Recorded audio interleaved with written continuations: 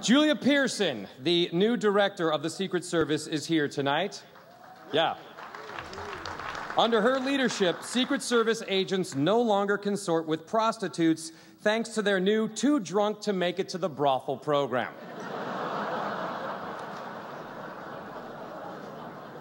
I'm sure she loves that.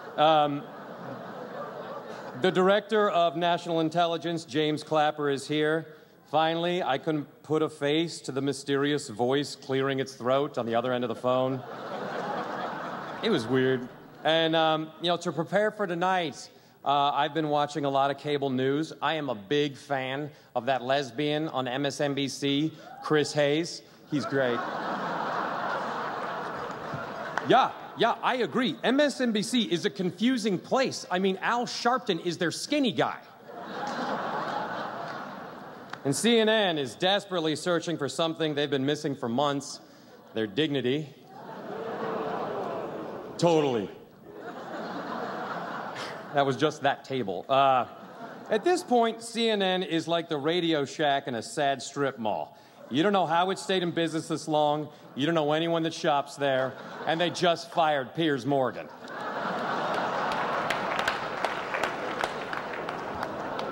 Thank you. Fox News is the highest-rated network in cable news. Yeah, I can't believe your table's pushed off that far. And it's all thanks to their key demographic, the corpses of old people who tuned into Fox News and haven't yet been discovered. Former Inside Edition host Bill O'Reilly is not here. He did host that. Bill's got another book coming out soon, so he's making his ghostwriters work around the clock. Bill O'Reilly, Megyn Kelly, and Sean Hannity are the Mount Rushmore of keeping old people angry. This event brings together both Washington and Hollywood. The relationship between Washington and Hollywood has been a long and fruitful one. You give us tax credits for film and television production, and in return, we bring much-needed jobs to hard-working American cities like Vancouver, Toronto, and Vancouver again. Hollywood helps America by projecting a heroic image to the rest of the world. We just released another movie about Captain America, or as he's known in China, Captain who owes us $1.1 trillion. There's a lot of celebrities here tonight. They're the ones that don't look like ghouls. Look around. The cast of Veep is here. That's a series about what would happen if a Seinfeld star actually landed on another good show. I like the New Adventures of Old Christine, I swear. The folks from Duck Dynasty had a very challenging year. The grandfather on that show made homophobic and racist comments, but people are overlooking another issue. He really hates ducks. House of Cards has had a huge impact on Washington. What a great show. I haven't seen a Southern senator give a tour de force performance like that since Lindsey Graham played Blanche DuBois in A Streetcar Named Desire. And Lindsey, if you're here now, you can drop character anytime, man. Oh, my. And I'm not going to spoil the shocking twist on House of Cards, but just know that it was so surprising that Nancy Pelosi's face almost changed expression. Did you like that one, Nancy? I can't tell. All right. I'd like to congratulate Jared Leto, who was here tonight on his Oscar, and to the Republican senator who asked to be introduced to, quote, that hot chick from Dallas Buyers Club. You are in for a very interesting evening.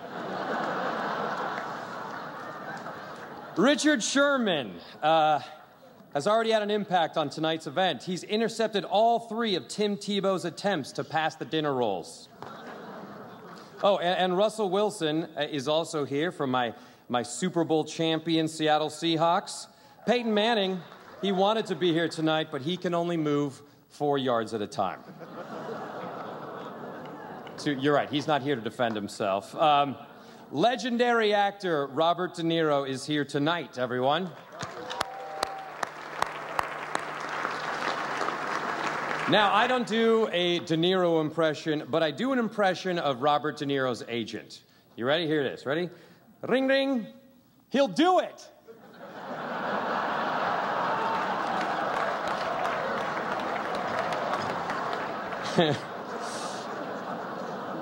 Mr. De Niro, I was in Spy Kids 4, so clearly I'm beyond reproach, so I will see you on the set of Spy Kids 5, I'm sure. Biz Stone, the founder of Twitter, is here.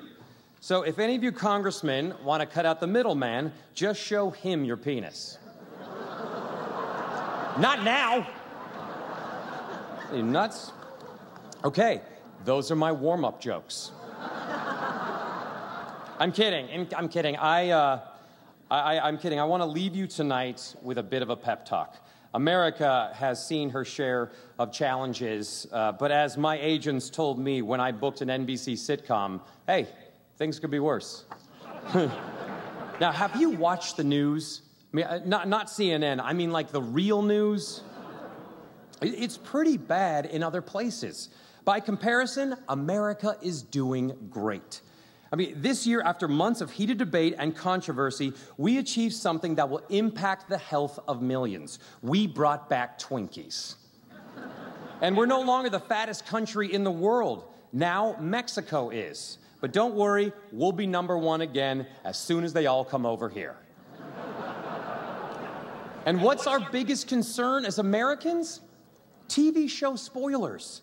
In other countries, a spoiler consists of, hey, I haven't been back to the village yet, so don't tell me who survived the drone strike. No spoilers. Sorry about that one. America still has amazing technological innovations. Google Glass has hit the market. Now, just by walking down the street, we'll know exactly who to punch in the face. In America, we see gluten and peanuts as threats to our kids. In other countries, gluten and peanut are the nicknames of warlords who have child armies, so we're better. America is doing just fine, guys. How do I know that? Because we're making a 4th movie about trucks that turn into giant robots.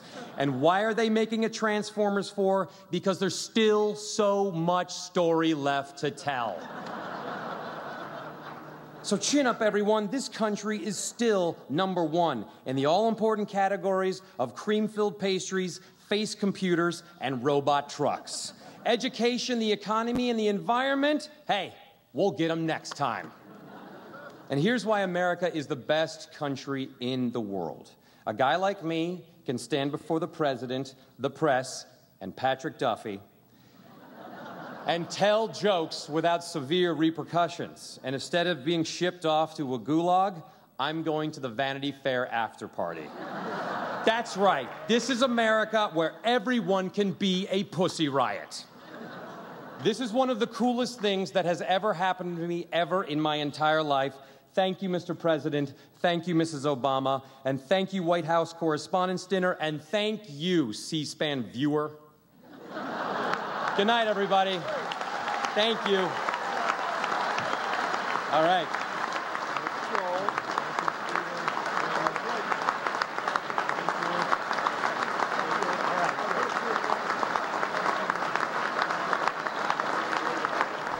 So applause, applause, applause, applause, applause. And for those of you who watch the show, it'll be Joe, McHale. Do you watch the show? Yeah. Actually, have you been on that show? I've not been on the Soup. Yeah, you look like someone who would be on the Soup. Okay, that was Joe McHale. There are mixed reviews. Okay. On social media. Yeah. I thought he was freaking hilarious. I thought it was hysterical. Agreed. Yeah. So I'm joined now by Michelle Collins, who's a writer and a comedian, Michael Torpey, an actor and writer, Brett Larson, a technology analyst, and then Ben Stein is in Los Angeles, Suzanne Malveaux, Nichelle Turner in Washington, John Avalon is there as well, and as well as Van Jones. Okay, around the table here in New York. First to you, Michelle. I thought he was adorable, hilarious, calm, collected, very funny. The writing was great. I thought it was awesome. Mm-hmm. Mr. Writer? As a writer, best usage of the word ghoul I've heard in a long time. Oh, my God. It's a great He insulted word. everybody in the room. Yeah. Calling them ghouls is just genius. Big fan. I thought it was hysterical. Brett and I were looking at each other going, oh, Did he just say that? But that's what this night is supposed to be about. Exactly. If you're offended, I know Ben is going to have something different to say, Ben. You did not think it was funny, did you?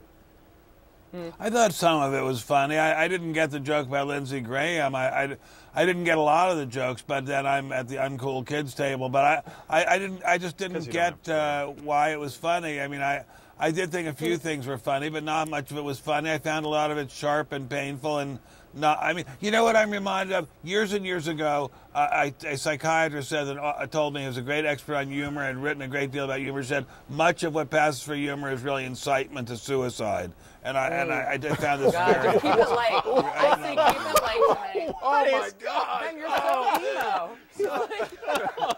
So it was painful, but for me it was painful in the way that you want it to be painful. You want it to be funny and like and then the pointed. The Gitmo joke was hilarious. The Paul Ryan thing that he started with, saying, you know, raising your kids on government subsidy and government housing. That was funny. I agree. That was funny. That was funny. I like the cigar joke personally. funny. Okay, That did not go well in the That did not go well in We the had crowd. one fan. I That liked was it. too dirty. That was too dirty. Well, That was the Kardashian joke. Very funny. hysterical. I thought it was good. That was outrageously untrue. I mean, that was just so outrageously untrue. It was dirty, it was filthy, and it was outrageously untrue. And just didn't touch down What was with untrue reality about the anymore. Kardashians, Oh, Ben? yeah, I was gonna say I don't About watch the the fact show. that Brush But up on I your want to serve black pornography. people. It's true. That's just an outrage. I mean, that's just outrageously untrue. Ben, you don't- yeah. I mean, frankly, I love CNN. I watch it a lot. I think it's great. I'm on Fox a lot. I love it. I didn't like their comments about Fox. I thought it was just too mean. It was just too goddamn mean. It was mean. my God, don't you dare bring God's name into this. Let's go outside and look. These are the people who are streaming out, and you can see all of the faces. We'll get back to that, but we want to get to the red carpet now. Can we show the shot of the folks streaming out, because there's some famous faces in there. There were, at least before the shot changed. We saw all the folks from Modern Family were leaving. We saw, obviously, you know, it's already online now. CNN is gushing over Scandal, which, you know, we the love Scandal that. folks are there. But I mean, Ben, you know, it's called sarcasm. He was there's what's her name, Sofia Vergara. He made fun of CNN. Vergara. He made fun of CNN. It was biting. It kind of hurt, but I laughed my head off. Yeah. So Van Jones, what do you think? You're Interrupt me right now. Are you on? I wish you were on. Van Jones, are you there? How are you? By the way, you're the guy. All right, when you guys can I fix like their it. microphones, we'll get back to them. Go ahead, Ben Stein. What were you saying? I was going to say, there's humor. Look, I've worked in Hollywood now for almost 40 years. I started out working with Norman Lear. I know a little tiny bit about what humor is. I thought this was some of the cruelest, nastiest humor I have ever seen. And I'm like sorry. you're ruining my life. Brett, I all thought right, it was but if it makes you laugh, our panel's heads are going to pop off. What? I mean, I just gotta say, if you can't make fun of everybody and laugh at it all, then you can't really make fun of anybody. Yeah. Like if No, it's not making fun of it. It's not making fun of it. It's not making fun of it. It's making fun of it in such a particularly vicious way. I mean, look, we've had But television. that's Joel McHale. Ben, that's we Joel expect. McHale's humor. Have you This ever is watched not- The Soup? He hits everybody, and it's mean. Yes. Like you said, this is kind of like watching the TMZ I folks when haven't, they go I after. haven't watched it, but I watch Jimmy Kimmel almost every night, and he's never that mean, and he's hilariously funny every Yes, night. he is. I love God, that. Oh, he's great. Ben. All right, Ben, you and I are in a fight right now. So we're gonna have some of the best moments of the speeches tonight. Ben and I are gonna continue to fight with the panel as well, and we're gonna get you to the red carpet. But we have to take a quick break. We'll be right back. MSNBC is here. They're a little overwhelmed. They've never seen an audience this big before.